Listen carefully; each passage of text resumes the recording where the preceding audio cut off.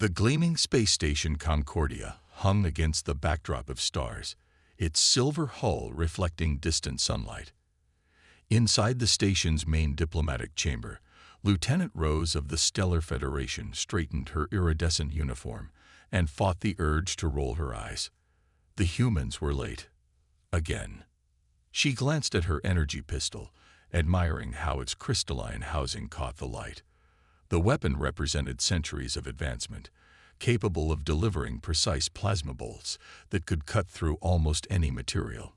The thought of humans still using metal projectiles made her antenna twitch with amusement. The chamber doors finally slid open. Captain James Miller entered with his security detail, all wearing what Rose considered to be absurdly bulky combat gear. Their projectile weapons hung at their sides in holsters or across their backs. Primitive things made of polymer and metal. "Apologies for the delay," Miller said, his voice carrying a calm authority that Rose hadn't expected. "We had to follow standard airlock protocols." He was tall for a human, with weathered features and alert eyes that seemed to take in everything at once. "No concern," Rose replied, using the Federation's standard translation matrix. "Though I notice your team still carries those traditional weapons." She didn't bother hiding the hint of superiority in her tone. Miller's expression remained neutral. "We find they serve our needs adequately." The diplomatic meeting proceeded, with discussions about trade routes and mutual defense agreements. Rose found herself increasingly distracted by the occasional clink of the humans' gear. How had they even made it to space using such outdated technology? During a break in the talks, Rose approached Miller as he examined a stellar map. "I don't mean to offend," she said, though her tone suggested otherwise. "But I'm curious. Why hasn't Earth adopted energy weapons? Surely you've developed the technology by now." Miller turned to face her, his expression thoughtful. "We have energy weapons, Lieutenant. We simply choose to maintain diverse capabilities." "But projectile weapons are so limited," Rose pressed. "Our basic shields can deflect them easily. They require physical ammunition. They can jam." The list goes on. A slight smile crossed Miller's face. "Sometimes the oldest solutions are the most reliable. You might be surprised." Before Rose could respond, the station's lights flickered. A low hum that had been present since their arrival, the sound of the station's systems, suddenly died. "What's happening?" Rose demanded, reaching for her energy pistol. She pressed the activation switch, but the crystalline housing remained dark. Her antenna stood rigid with alarm. Miller and his team were already moving, their primitive weapons drawn smoothly from their holsters. The human captain's voice was calm but firm. "Station power fluctuation. Could be nothing. Could be something. Best to be prepared." Rose felt a flutter of anxiety as she realized her advanced weapon was now nothing more than an elegant paperweight. She watched as the humans efficiently secured the room's entry points, their projectile weapons requiring no power source to function. The station's emergency lights cast a red glow across the chamber. Rose's translator crackled with static before failing completely. She noticed that while her own team looked uncertain without their functioning technology, the humans seemed perfectly at ease operating under minimal conditions. Miller approached her, switching to basic Federation standard speech without the translator. "Lieutenant, stay close to my team. If this is more than a simple malfunction, those energy weapons won't help much without power." Rose wanted to argue, to defend her Federation technology, but the reality of the situation was becoming clear. Her supposedly superior weapon was useless, while the humans' outdated firearms remained ready and reliable. The station's emergency announcement system crackled to life, broadcasting in multiple languages. "Security breach detected. Unknown entities have boarded. All diplomatic personnel proceed to secure locations immediately." Miller looked at Rose, that same slight smile still on his face. "Still think our old-fashioned ways are completely obsolete, Lieutenant." Rose's antenna drooped slightly as she realized This might be just the first of many lessons about underestimating human military wisdom. 2 days after the power fluctuation incident, Rose found herself in the station's primary training deck. The diplomatic meetings had been temporarily suspended in favor of joint security exercises, a development that made her antenna twitch with irritation. The training deck was divided into 2 sections. On one side, Federation equipment gleamed under bright lights. On the other, the humans had set up what Rose considered a museum of antiquated warfare. Paper targets, sand-filled ballistic backstops, and rows of their metal and polymer weapons. Today's exercise will focus on cross-training, Miller announced to the mixed group of human and Federation personnel. Each team will learn the basics of the other's equipment and tactics.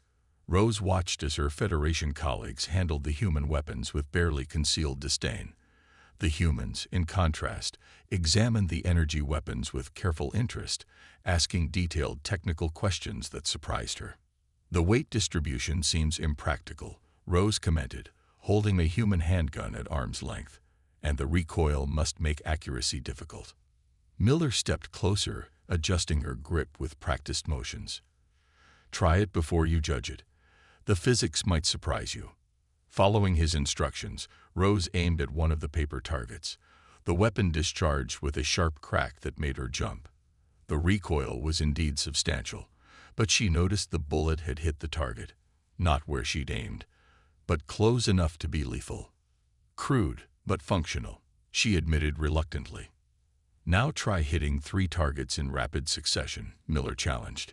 He demonstrated, his movements smooth and efficient. 3 shots rang out. 3 targets showed center mass hits. Rose attempted to replicate his performance. Her shots went wide, and the recoil threw off her rhythm. She felt her face flush with embarrassment as several human officers watched. "It takes practice," Miller said kindly. "Just like your energy weapons require calibration and training." On the other side of the deck, human officers were testing Federation energy pistols at the electronic targeting range. Rose noticed they were asking specific questions about power consumption, heat dissipation, and shield penetration capabilities. "Your people seem very interested in the technical details," Rose observed. "Knowledge is survival," Miller replied. "Understanding different technologies, their strengths and weaknesses, can mean the difference between life and death." A young human officer approached them, holding a Federation energy rifle. "Sir, I noticed these weapons don't have any mechanical backup sights. What happens if the targeting system fails?" Rose started to explain that Federation technology didn't fail, but stopped herself, remembering the power outage. The question was more relevant than she'd like to admit. The training continued through the station's artificial day cycle. Rose found herself grudgingly impressed by the humans' methodical approach to learning. They didn't dismiss Federation technology. They sought to understand it completely, including its limitations. During a break, Rose overheard 2 human officers discussing modifications to their gear. They were theorizing ways to combine Federation shield technology with their ballistic armor. The concept had never occurred to her. The idea of mixing advanced and primitive technology seemed absurd. "Your people are thorough in their approach," Rose commented to Miller. "We learned long ago not to put all our trust in any single system," he replied. "Everything can fail. The key is having alternatives."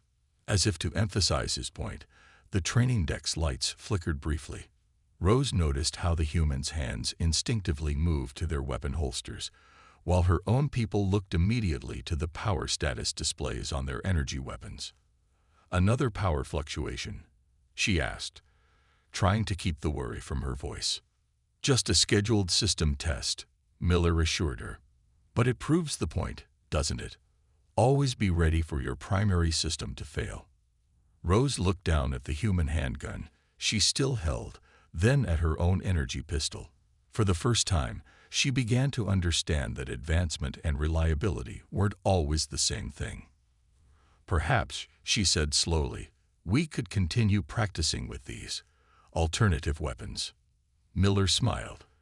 "That's the first step toward real understanding, Lieutenant," ready to try those 3 targets again. The attack came without warning. Rose was in the middle of another training session with Miller when the station's alarms erupted into a deafening wail. The lights flickered, then died completely, plunging the training deck into darkness before emergency lighting bathed everything in a dim red glow. Station breach detected in multiple sectors. The automated system announced, "Unknown hostile forces have entered through airlocks 7, 12, and 15. Rose reached for her energy pistol, then froze as the weapon's crystalline housing remained dark. Around her, Federation officers were experiencing the same problem. Their advanced weapons had gone completely dead. EMP, Miller said grimly, his projectile weapon already drawn. They've hit us with electromagnetic pulses. Everyone with a working weapon, form up. The humans moved with practiced efficiency, their primitive weapons unaffected by the electromagnetic attack. Rose felt a chill as she realized how vulnerable her people had become in mere seconds. Explosions rocked the station. Through the reinforced windows, Rose could see ships approaching, their design unlike anything in Federation records. The station's defensive shields flickered and died. Multiple hull breaches detected. The system warned. Emergency bulkheads engaging. Miller grabbed Rose's arm. "We need to move. This deck will be compromised soon." He handed her one of the human backup pistols. "Remember your training." The weight of the metal weapon felt strange in her hands, but Rose gripped it firmly, remembering the basics Miller had taught her. They moved toward the exit, but a massive explosion rocked the corridor ahead, causing the emergency bulkheads to slam down. "They're hurting us," Miller observed, his voice tense. "Cutting off escape routes." The sound of plasma fire echoed from adjacent corridors. The attackers apparently had working energy weapons.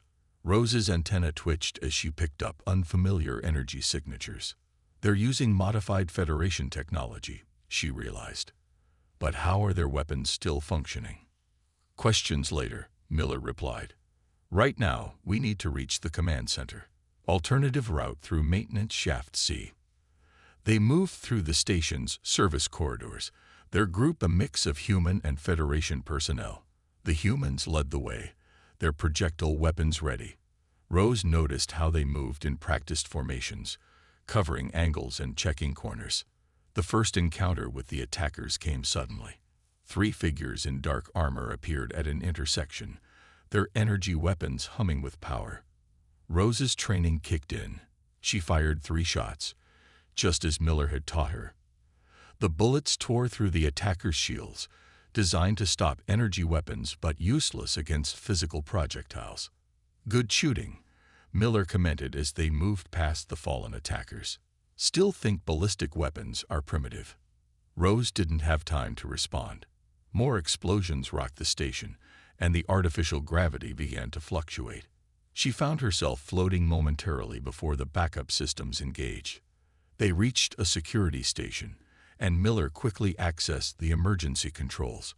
Security feeds showed chaos throughout the station. Pirates using advanced technology to systematically disable the station's defenses. "They knew exactly how to neutralize Federation weapons," Rose said, realization dawning. "They studied our weaknesses and assumed we'd all be using the same technology," Miller added. "That's why they weren't prepared for projectile weapons. Over-specialization is dangerous." The station shuddered again. Through the security feeds, they watched as more pirate ships attached themselves to the station's hull, cutting through with plasma torches. "We're trapped between sections," Rose observed, checking the station schematic. "The command center is 2 decks up, but all primary routes are cut off." Miller studied the layout, then pointed to a narrow maintenance shaft. "There's always another way, but it won't be easy." Rose checked her borrowed weapons ammunition, remembering her earlier scorn for such primitive concerns. Now that limited ammunition count seemed far more reassuring than her elegant but useless energy pistol. "I'm ready," she said, her antenna set in a determined position. "And thank you for insisting on those training sessions." Miller nodded grimly. "Let's hope we taught you enough." because this is just the beginning. The maintenance shaft was barely wide enough for them to crawl through. Rose followed Miller's lead, the borrowed human pistol clutched tightly in her hand. The shaft's metal walls amplified every sound, from their movement to the distant explosions still rocking the station. "Stop," Miller whispered. Below them, through a ventilation grate, they could see a group of pirates. The attackers were systematically disabling security systems with sophisticated Federation-based technology. "They've modified our weapons," Rose observed quietly. "Added some kind of shielding against their own EMP devices. But they're still relying on energy-based systems," Miller replied, "which means they have the same vulnerabilities." A sudden surge in the station's power grid caused the pirates' weapons to sparkle with excess energy.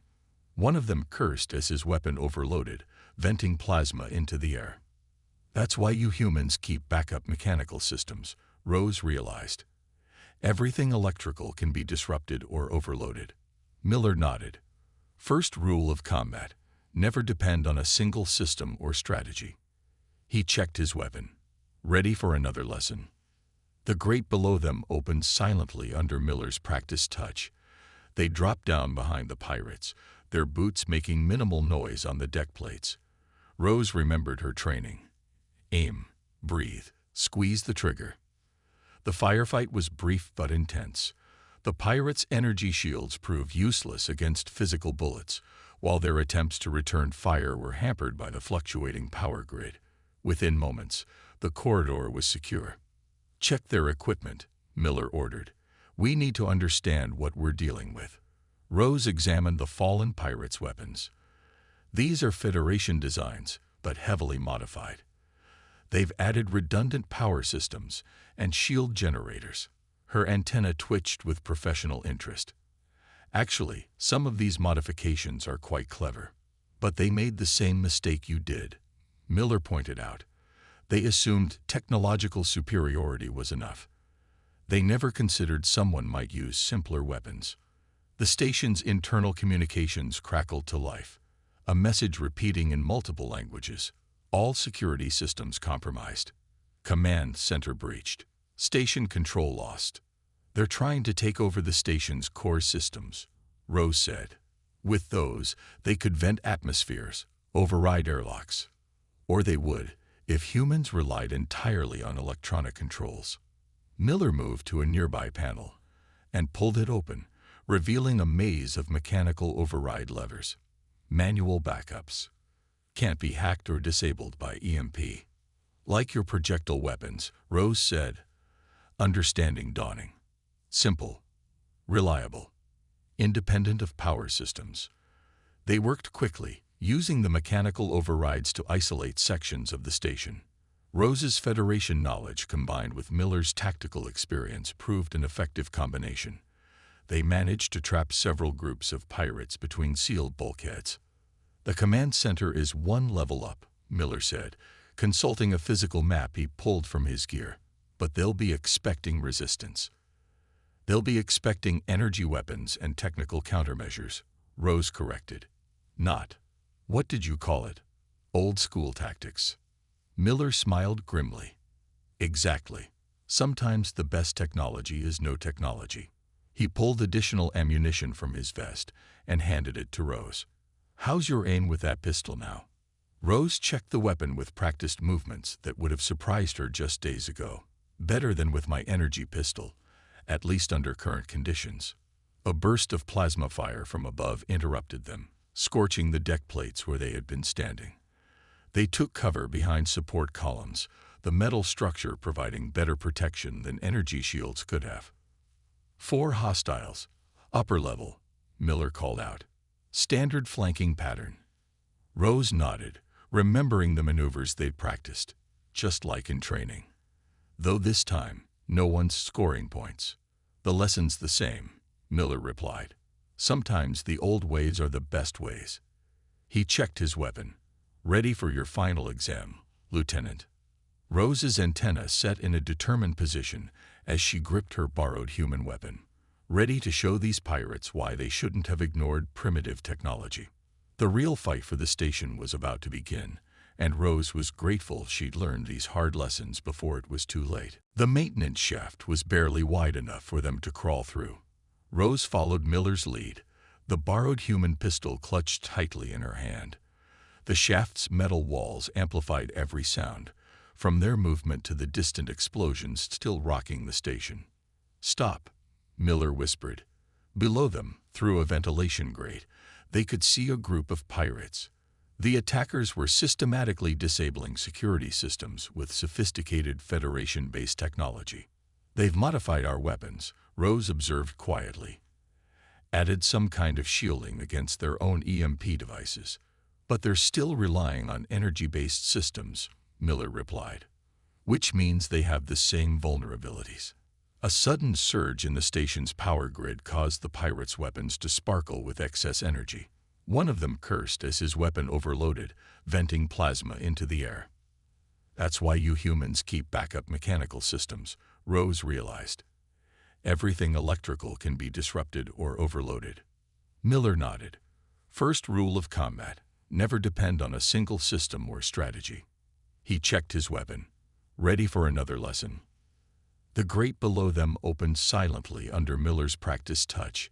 They dropped down behind the pirates, their boots making minimal noise on the deck plates. Rose remembered her training. Aim, breathe, squeeze the trigger. The firefight was brief but intense. The pirates' energy shields proved useless against physical bullets, while their attempts to return fire were hampered by the fluctuating power grid. Within moments, the corridor was secure. "Check their equipment," Miller ordered. "We need to understand what we're dealing with." Rose examined the fallen pirates' weapons. These are Federation designs, but heavily modified. They've added redundant power systems and shield generators. Her antenna twitched with professional interest. "Actually, some of these modifications are quite clever. But they made the same mistake you did," Miller pointed out. "They assumed technological superiority was enough. They never considered someone might use simpler weapons." The station's internal communications crackled to life, a message repeating in multiple languages. "All security systems compromised. Command center breached. Station control lost." "They're trying to take over the station's core systems," Rose said. "With those, they could vent atmospheres, override airlocks. Or they would if humans relied entirely on electronic controls." Miller moved to a nearby panel and pulled it open, revealing a maze of mechanical override levers. "Manual backups. Can't be hacked or disabled by EMP. Like your projectile weapons," Rose said, understanding dawning. "Simple, reliable, independent of power systems." They worked quickly, using the mechanical overrides to isolate sections of the station. Rose's Federation knowledge combined with Miller's tactical experience proved an effective combination. They managed to trap several groups of pirates between sealed bulkheads. "The command center is one level up," Miller said, consulting a physical map he pulled from his gear. "But they'll be expecting resistance. They'll be expecting energy weapons and technical countermeasures," Rose corrected. "Not, what did you call it? Old school tactics." Miller smiled grimly. "Exactly. Sometimes the best technology is no technology." He pulled additional ammunition from his vest and handed it to Rose. "How's your aim with that pistol now?" Rose checked the weapon with practiced movements that would have surprised her just days ago. "Better than with my energy pistol, at least under current conditions." A burst of plasma fire from above interrupted them, scorching the deck plates where they had been standing. They took cover behind support columns, the metal structure providing better protection than energy shields could have. "4 hostiles, upper level," Miller called out. "Standard flanking pattern." Rose nodded, remembering the maneuvers they'd practiced, just like in training. "Though this time, no one's scoring points." "The lesson's the same," Miller replied. "Sometimes the old ways are the best ways." He checked his weapon. "Ready for your final exam, Lieutenant." Rose's antenna set in a determined position as she gripped her borrowed human weapon, ready to show these pirates why they shouldn't have ignored primitive technology. The real fight for the station was about to begin, and Rose was grateful she'd learned these hard lessons before it was too late. Section 7 was a maze of cargo holds and storage units. Rose led her mixed team through the dimly lit corridors, every sense alert for pirate activity. The remaining raiders had barricaded themselves behind cargo containers, using the station's own freight as cover. They're desperate now, Miller observed from his position beside her. Their modified weapons are failing, and they know we can punch through their shields. A burst of erratic plasma fire sprayed overhead, the energy weapons clearly unstable. The pirates' technology was breaking down, their over-modified Federation weapons approaching critical failure. Hold position, Rose commanded, her antenna detecting dangerous energy fluctuations. Their power cells are about to. The explosion lit up the cargo bay as one of the pirates' weapons detonated, taking its user with it. The blast scattered the remaining raiders, breaking their defensive line. Move in, Rose ordered. Standard pairs, just like we practiced. The Joint Human Federation team advanced with precision. Each pair consisted of one fighter with a projectile weapon and one with a functioning energy weapon, covering each other's weaknesses. The pirates, caught between two types of fire, couldn't adapt fast enough. During the firefight, Rose noticed something odd about the pirates' equipment. Miller, look at their shield generators, their Federation military prototype models. These shouldn't exist outside our research facilities. Miller dropped another pirate with a well-placed shot, meaning you have a security breach somewhere up the chain. The last few pirates surrendered as their weapons continued to fail. Rose approached one of the captured raiders, examining his modified gear more closely. Her antenna twitched in recognition. These modifications, they're based on classified Federation research. Someone had inside knowledge of our system's vulnerabilities. The captured pirate laughed bitterly. You think you're so advanced with your energy weapons and shield technology, but you never asked the important question. What happens when it all fails?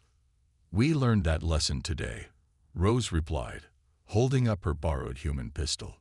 That's why we adapt. The cleanup operation revealed more disturbing findings. The pirates had detailed schematics of Federation technology, including known weaknesses and failure points. They had planned their attack assuming everyone would be using advanced energy weapons and shields. They never considered we'd be training with human weapons, Rose told Miller as they secured the prisoners. They thought we'd be helpless once they disabled our technology. Miller nodded, examining one of the modified Federation weapons. They put all their effort into defeating your advanced systems, made the same mistake you almost did, assuming newer meant better. In the aftermath, as station systems were gradually restored, Rose organized a detailed inventory of the pirates' equipment. The evidence of Federation intelligence leaks was unmistakable. Someone wanted to prove a point, she concluded, showing Miller her findings. They wanted to demonstrate how vulnerable we'd become by relying solely on advanced technology. And instead, they proved why diversity in tactical approaches is crucial, Miller added. Your people fought well today, especially those who'd trained with our weapons. Rose's antenna moved in agreement.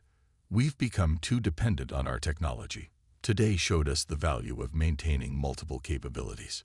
She pulled out her Federation energy pistol, now functioning again, and placed it next to the human projectile weapon she'd used during the battle.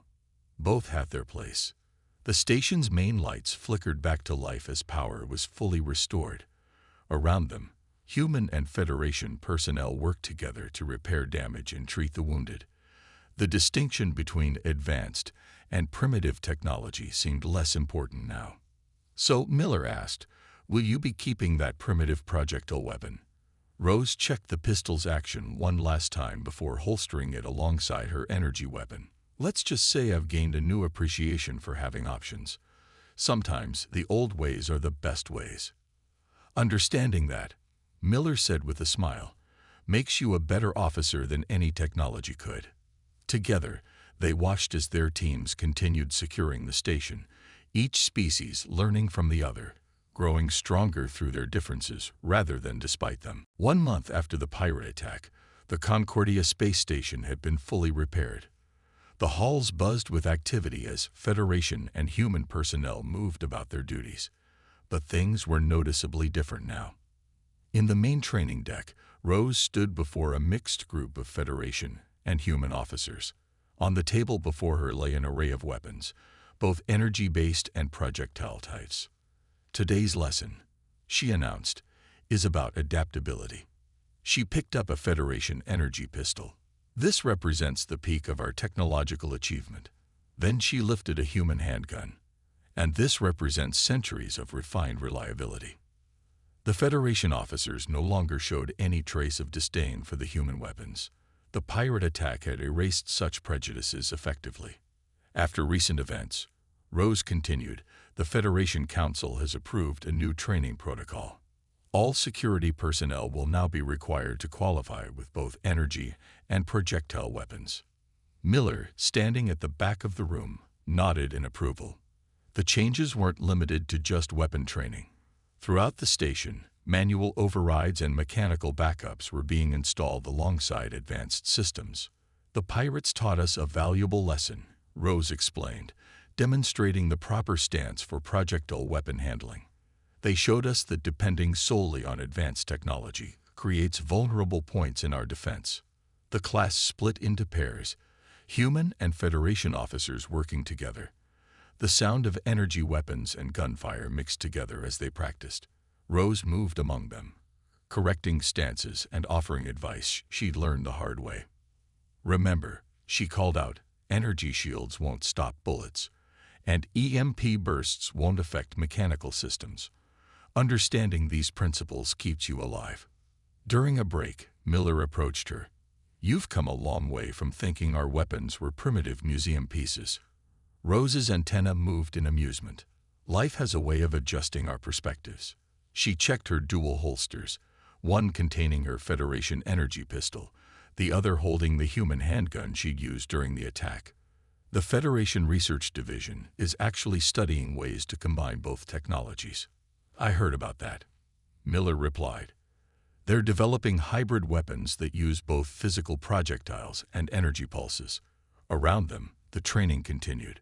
Human officers were learning to maintain energy weapons, while Federation personnel practiced field-stripping projectile firearms. The distinction between advanced and primitive was fading. The pirates didn't expect us to work together so effectively, Rose observed. They thought our technological differences would keep us divided. Instead, it made us stronger, Miller added. Your knowledge of Federation systems combined with our tactical experience, that's what won the day. A young Federation officer approached them, holding up a projectile weapon. Lieutenant Rose, I'm having trouble with the recoil compensation. Rose smiled, remembering her own initial struggles. Let me show you what Captain Miller taught me. She demonstrated the proper technique, adding, sometimes the simplest solutions are the most effective. As the day's training session wound down, Rose and Miller stood at the observation window, watching ships dock at the station. Both Federation and human vessels moved in a coordinated dance, their different technologies complementing each other. The Federation Council has approved permanent joint training programs on all our stations, Rose said. They're even talking about establishing a combined tactical development center. Breaking down barriers, Miller asked. Breaking down assumptions, Rose corrected, about what's advanced and what's primitive, about what makes a weapon, or a warrior, effective. She touched her Federation insignia, newly modified to include a small Earth symbol indicating her cross-training certification.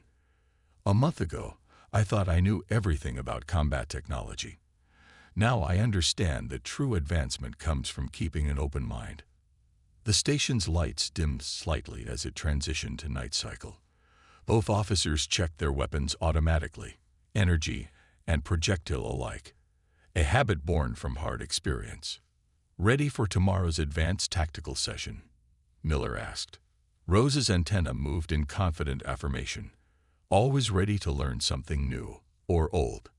She paused, then added, though I still think you humans could design a less noisy projectile weapon. Miller laughed. Some things never change, Lieutenant. Some things never change. Together, they left the training deck, their footsteps echoing through the station.